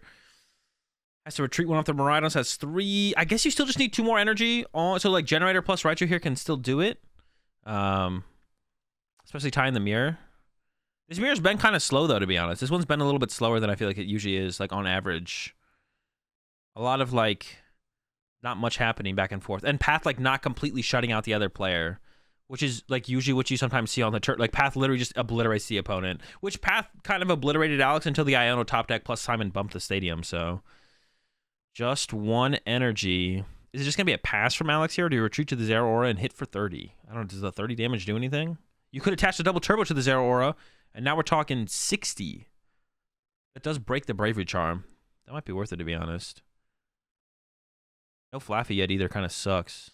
Honestly, this play is just like not that good, because the hand is dead from Alex. I guess you can Ultra Ball for a Flaffy, but I mean, it doesn't matter at this point, right? Turn 2 for Simon. Then it'll be turn 3 for Alex. So there's no chance for either player to win anyways at this point. So I think we're just at a formality situation here. Let's skip ahead, see what happens. Some generators happen. Raichu comes up. We're bopping here. A little bit of showmanship. Completely nuking the Zeraora. Alex is having a good time with it. And a tie here in the Miraidon mirror. Kind of disappointed to see a tie here, to be honest. I was hoping for a double 1 idea. I wish they had more time. This matchup it was like getting interesting the way that the matchup was breaking down. So I wish I had more time to completely play it out, but oh well. So, dude, David was like not losing to Mew, bro. Spiritomb and Cleansing Gloves. What? Spiritomb and Cleansing Gloves from David was not losing to Mew, bro. First, we lock them down, and then even if they get a Mew VMAX online, Cleansing Gloves knockout. Yeah, the Avery in here as well is interesting. I'm not sure about I feel about Avery and Lost Tina, but definitely interesting. And then Geno's list, we've seen it before, but I'll show it again real fast. Pretty straightforward. Nothing super special. Rapid Strike, Devos, stuff like that. Devos maybe could matter in this matchup. I actually don't know. Maybe in like some weird Roxanne situations we have very little, and you just need that to put it together at the end. I'm not sure. All right, jump into it. Lost Tina stuff besides the Cleansing Gloves and the Spiritomb, nothing too crazy. Spiritomb probably not going to do a whole ton in this matchup. Cleansing Gloves also not going to do a whole ton in this matchup. I actually don't have a super strong opinion about this matchup, to be honest. I'm not sure if it's bad or good. Or one or the other. I generally I theoretically favor Rapid Strike, but I think like tournament results show that it's pretty close.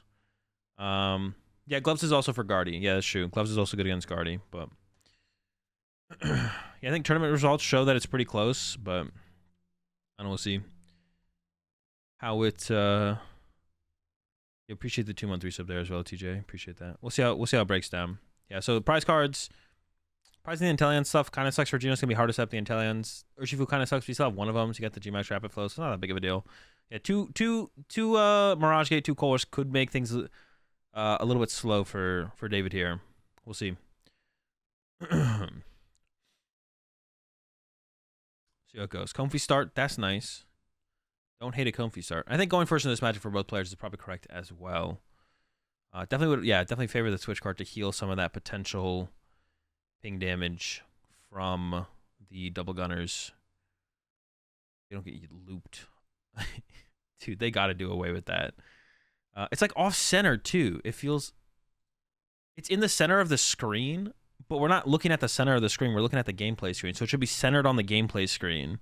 The animation should be centered on the gameplay screen, not in the center of the screen, because the center of the screen is the center of the gameplay. So the animation should at least be in the center of the gameplay, I feel like. Maybe I'm wrong. I don't like it either way. It feels weird that it's like off center of the gameplay. I hate it. All right. A lot of cards in the hand here for Gino. And we got the it's called, I was about to call it Avery. Got the Arvin for the Battle VIP and the Forest Seal. Can't complain. Pretty good start for Gino. Get the pokes online. I think there's also an Alakazam and a Remoraid in the hand as well. So also, it's still possible for David to get the Greninja playoff next turn. I don't really respect the turn 2 Greninja from Tina, though, to be honest, personally. Especially with the water in the Lost Zone, so. Not sure what kind of chat they're having here. There we go, Battle VIP. So, like, yeah, put your Remoraid down. Oh, it's going to aggressively grab. We're going aggressive for the Medicham here. I don't hate it. The hand, what else would you get? I guess you have an Inteleon and a Remoraid in the hand. So maybe the Medicham starts cooking early here. Thinking about it. I don't love the idea of filling your bench overly. But to be honest, what else are you going to bench anyways? I actually, the more I think about it, I kind of like the Medicham. Okay, we'll see what's going to be Inteleon, Remoraid. The thing is, you don't want to bench Alakazam. You just shouldn't bench Alakazam. Does Gino play a Turo? No, plays the Escape Rope. Okay, still plays some way to move it, but I wouldn't bench the Alakazam until you need it. See, that's bad. I don't like that. Now, if you draw the first prize card as Gino, David can be like, all right, cool. Counter Catcher, Sableye, or Greninja, and then Greninja, or Sableye. So I don't like that Alakazam bench there. I definitely wouldn't bench it now. Maybe if you research next turn, there's an argument to do it. There's a Korean's Focus and a research in here. So we're probably researching out ahead. Maybe before you research next turn, you bench the Alakazam. I don't hate getting the Medicham there, to be honest, just because of how the board developed. And the fact that we have the potential of the Alakazam in the hand of the next turn. We could do like some big Yoga Loop plays. I just wouldn't bench the Alakazam yet, because it can be a big liability. Like if David Ionos you here, and you just draw a bad off the Iono, but you like take a prize card with Inteleon, and then David goes, all right, counter catch your Alakazam. You're just like, dude, what the? And then you just like lose. But also, if we're benching Alakazam, I feel like we should have taken Medicham out the Battle VIP pass. I feel like if you're not going to bench the Alakazam, maybe there's an argument to not get the Medicham. But if you're benching the Alakazam, I think you should 100% grab the Medicham, because Gino doesn't even play Luminion. So like, what else is going on this bench space anyways? Maybe the second Urshifu, maybe the third Inteleon, probably not ever the second Remoraid. So you may as well just get the Medicham right now then. Especially if you're benching the Alakazam, I feel like the Medicham should be in play here for sure. But maybe Gino knows about David's Avery and is like, do I want to get Avery here? That's the only thing oh my gosh. What? Oh wait, no, that makes sense. I was like, wait, but that does make sense. This is David's second turn. I thought this was David's first turn. I was like, geez, all the basic Pokemon and then Lost Zone's the little Battle VIP pass. Yeah, David did so little on the first turn, I forgot it was David's second turn. So you're looking for Cram Punch here from David, I think. I think it's probably what you're doing. I mean, you honestly want to find the Greninja play, and you want a Greninja KO the Remoraid. KO and Remoraid is really good. No Octillery is really bad. So you honestly want to find that. It's just like a tall order for the turn 2 from the Rapid Strike player. You could honestly push up the Urshifu here, but you probably want the Inteleon V to take the hit and then run it away to the bench. Basically, you'll probably turn that Inteleon V into a VMAX, but you want it hiding on the bench, so it just can't be lost impacted for free. All right, 2 waters in the Lost Zone. I think Gino can safely play as if the Greninja play is not happening. 4 water energy in Lost Tina would be unhinged, so I think it's pretty safe for Gino to not play as if that's a possibility. Goes with the Greninja play. Could have gone for the Abyss Seeking. Can still go for the Abyss Seeking. I don't hate going for Greninja hoping for Abyss Seeking, but and maybe still wants to go for the Cram play. Oh, Cram play is not available. So it's Abyss Seeking or Comfy and Chill. I think I like the Abyss Seeking here from David. So you can threaten Star Requiem maybe next turn. I guess the only thing though, the thing about the thing with that though would be you actually don't want both Comfies on the bench, because then you get the double gunner both Comfies. But you also want a double gunner the Tina. So maybe this is still fine here for Gino. We'll see. I actually don't even know what you do here. You could G-Max Rapid Flow. You could Yoga Loop into G-Max Rapid Flow or save the card for heal. That's also true. You get to save the card for the heal as well. That is also very true. Research away Karina or Ultra Ball away Karina research. So I assume that means the top deck was a research, right? So we might see the G-Max Rapid Flow here. You do want to like pressure the thing with this matchup for the Rapid Strike players. You want to pressure the Tina as much as possible, as soon as possible. So like G-Max Rapid Flow this turn, 120 Tina. Honestly, you probably go like 120 Tina, 120 Ninja. Maybe KO the Ninja. Load up a Comfy. And look for like another G-Max on the next turn, maybe even if you can. That's probably the play here. You might KO the Greninja. You might want to KO the Greninja as well just to take it out of play. We'll see what Gino actually does. As it comes down to... Oh, it's an Iono. Okay, okay. There was an Iono top deck. That seems reasonable. Could we have gone... No, you always play the Ultra Ball. You probably always want an Iono as well. David had a pretty big hand, so... It's chill. Ooh, Melody in hand is pretty sick. The rest of the hand, not great, though. Actually, honestly, the rest of the hand's... Oh, there's no combo. This sucks. This hand sucks. What can we do? I guess you could attack with Inteleon VMAX. Yeah, you could attack with Inteleon VMAX here. I guess that's kind of chill. Yeah, no big plays. No big plays. No big plays. It's just Inteleon and chill, I think. You can't move. You can't move the active. Oh, goes for the Urshifu. And then goes for... Wait, am I tripping? Is there something else in the hand that I didn't see? Is it just load up the Urshifu and pass? Oh, we have the 4 Seal Stone. We have +1 card. Okay. I was like definitely tripping for a second. I was like, we got nothing. I think we just lose. I think we just lose. Wait,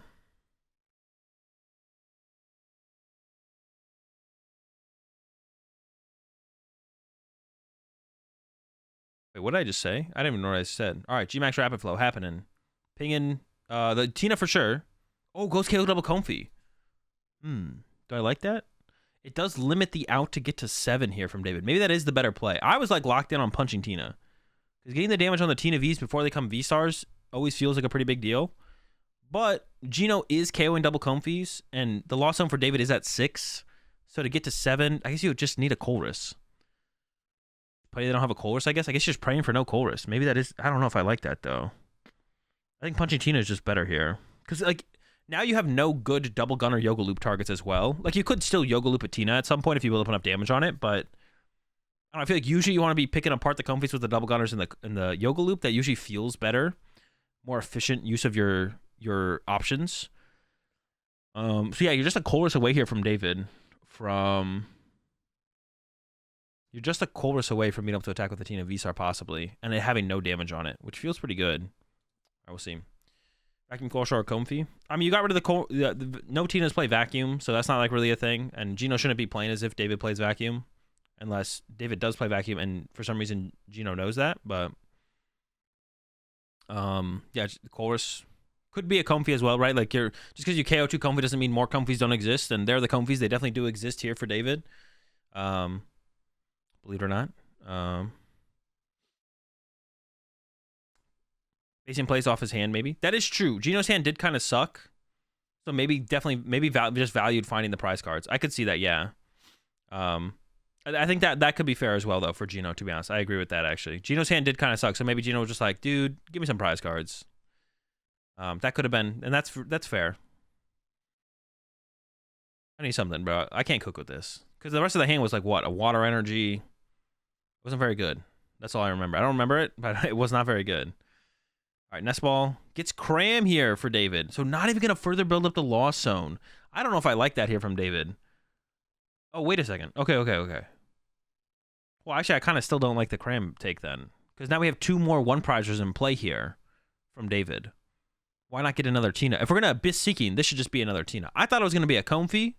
Because then David could go, put Comfy in play, jet up the Comfy, use the Comfy, get to 7, hope for a Colress, whiff the Colress, go to the Abyss Seeking. But then you have a Comfy in play with the Ninja, which also still isn't good. But instead, oh no, there was a Melanie in hand for Gino. You had a Melanie at the very least. I don't know. It wouldn't have been that bad for Gino just to build up damage.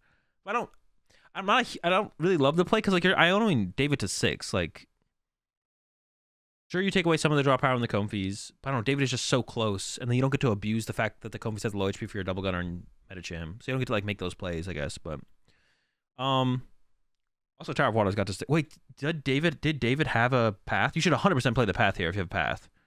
Oh, wait. Whoa, what? Okay.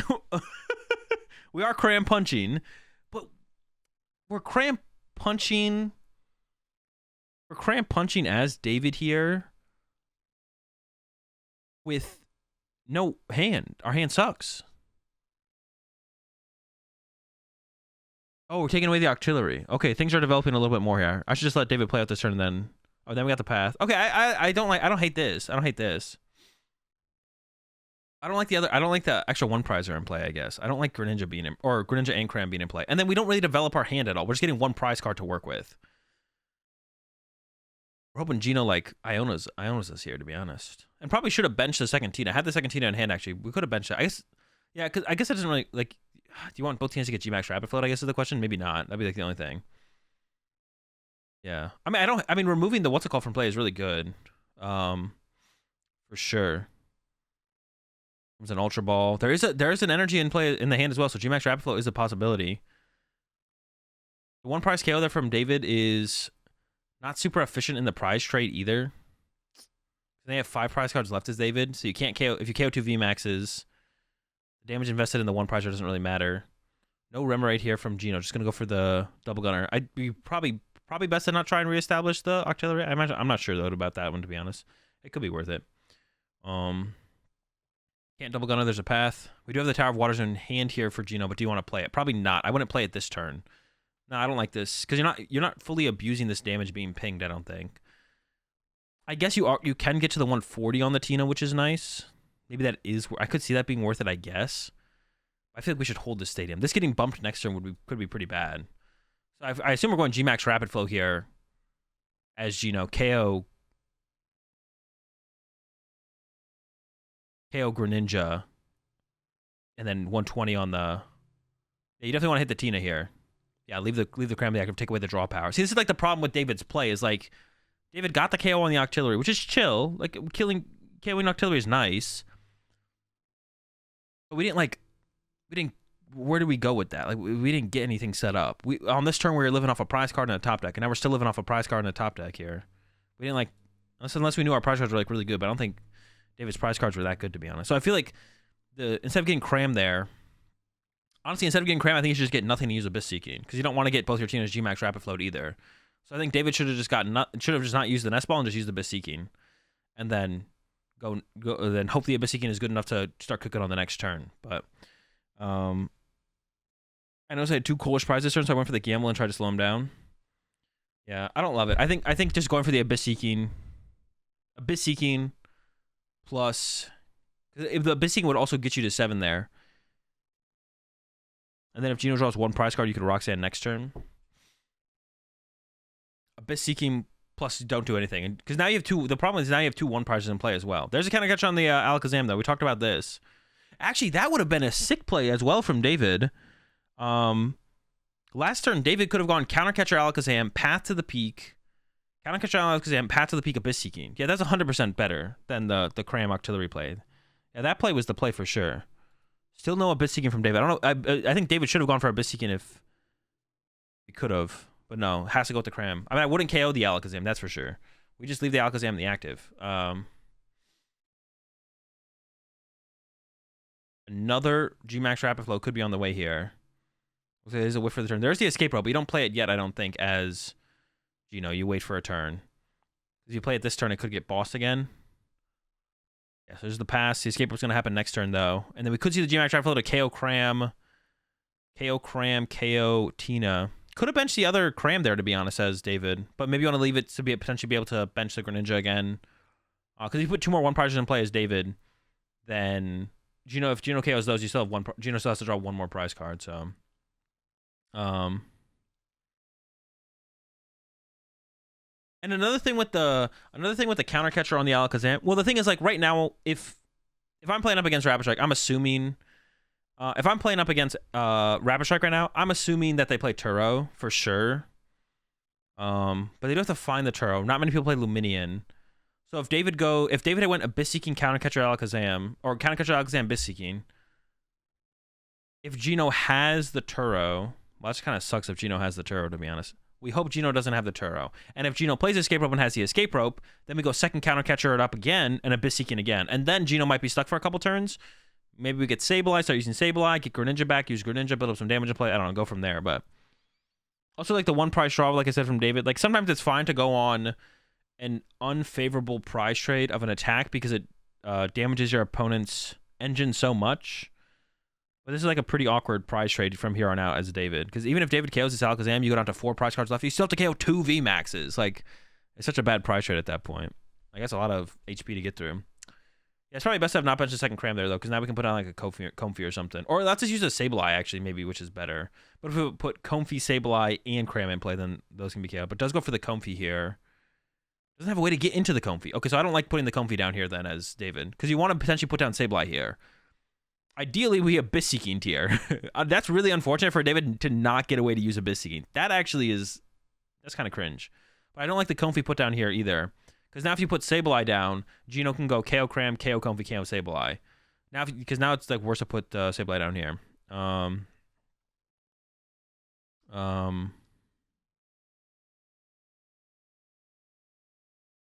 Yeah, I don't like the Comfy bench there. Because now it makes doing the Sableye play worse. A lot worse. Research here for Gino, so Gino's still cooking. Also, can Gino just win with like double gunners here on the bench? I mean, building up the double gunners on the team is pretty good here. KO Cram, KO Tina. I mean, that's ideal, but... Well, I'm assuming like the Tina evolves. I'm assuming the Tina evolves. Well, I guess that's like the same thing, though. KO Cram, KO Tina is like the exact same thing, isn't it? Okay, yeah, maybe I'm just wrong. But I guess, no, would it allow you to... No, I am just wrong, yeah. It's like the same thing. We're basically waiting to get access to... 2-2. Maybe I'm not wrong, actually. Because the Tina could evolve. We could also heal the Tina with switch cards, to be honest. Yeah, we can also heal the Tina with switch cards. I don't know how many switch cards are left here for David, but that is like another thing we could do. Alakazam move 2 over to the Comfy. Yeah, now this Comfy's just getting beat up on. Not dead yet, though. We're chilling. Sure, one more damage have been moved over. I feel like one more damage should have maybe been moved over. There's a switch card, but you don't want to use the switch card. That sucks. The switch card we want to use on the Tina. Third water to the Lost Zone. Got a Mirage Gate, though. So it's got to be...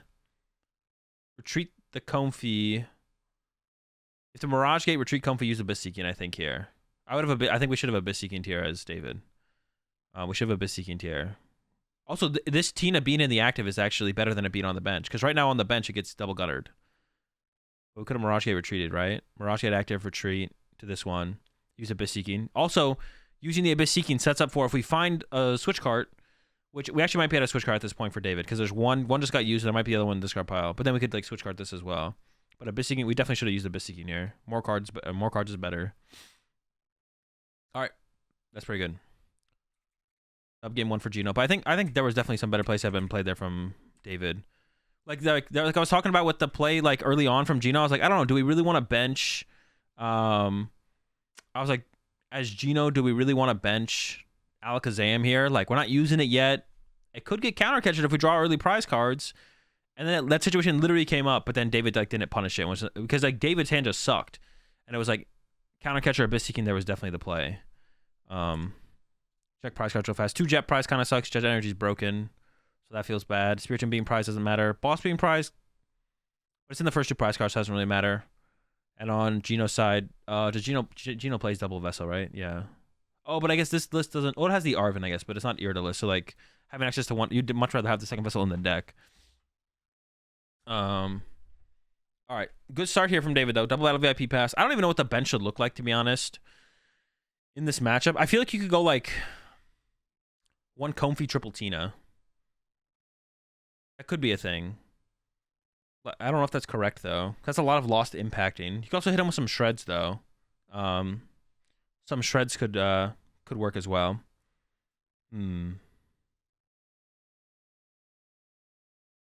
Yeah, I don't even know what your bench wants to look like in this matchup. Because if you could put 3/1 prizes in play. The Cram hit's pretty nice. Using Sableye is pretty nice, but there's a bunch of things that are gonna get picked apart by Double Gunner and Yoga Loop, or even G-Max Rapid Flow, to be honest, to be able to like KO the small guys. What was the squad? What do we get? Okay, Cram, Greninja, Comfy. So going with the triple 1 prizers. I wouldn't bench another 1 prizer though. I would only go with 3. Greninja for 2. Looking for a Jet or a Switch to actually use Comfy. That is Dude, that hand is bad. Looking, praying for a top deck. Oh, damn. Does that lead to anything? David was just like correcting his deck and I think saw them. Maybe didn't see the bottom card of the deck. Nothing happened, so that's good. We're just chilling. We're continuing on. We're fine. Yeah, David was like straightening out his deck and the bottom card flipped up. I don't know if he saw it or not. Doesn't matter. Nobody saw anything. Continue. Average Giratina hand. Yeah, the hand sucks. We're praying for a top deck here from David. Let's see what Gino's able to put together, though. He's going for the Billy. Billy's definitely not a card you want to put in play in this matchup, I feel like.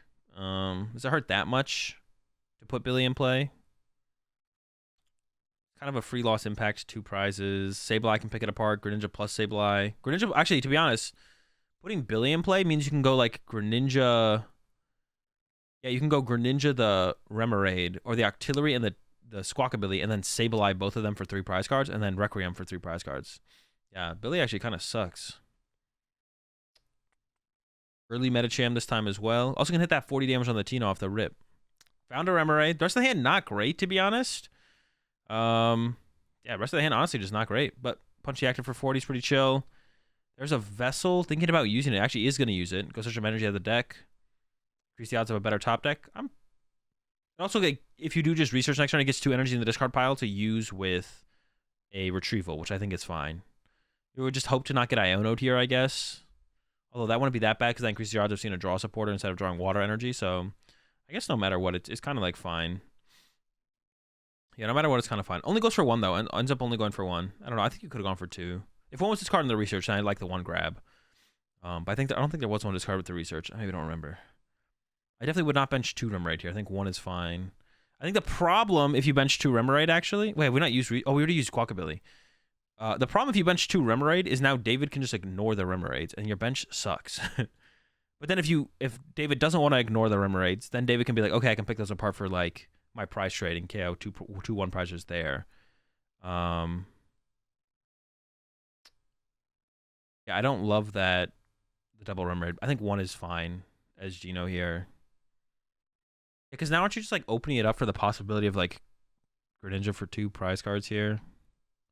That's not even gonna happen. David has 0 in the loss. Yeah, I just don't like 2 Remoraid benched here. I think that's just bad. Because now I feel like the better play from David is to not KO either of them until you KO all of them. For like the win or something. Yeah, and maybe just 1 energy to discard there is fine from Gino. Maybe because like you're hoping to draw into 1, then you get rid of that, the retrieval gets 2 off of that instead of having 2 in the discard pile for. And it was just a draw pass from David. Broken. Yeah, I don't like the double Remoraid bench there at all, though. There's Octillery. Here's the Inteleon. Because now your bench just sucks. Your bench just sucks. I also don't like the Inteleon grab there. I think I should probably be an Urshifu.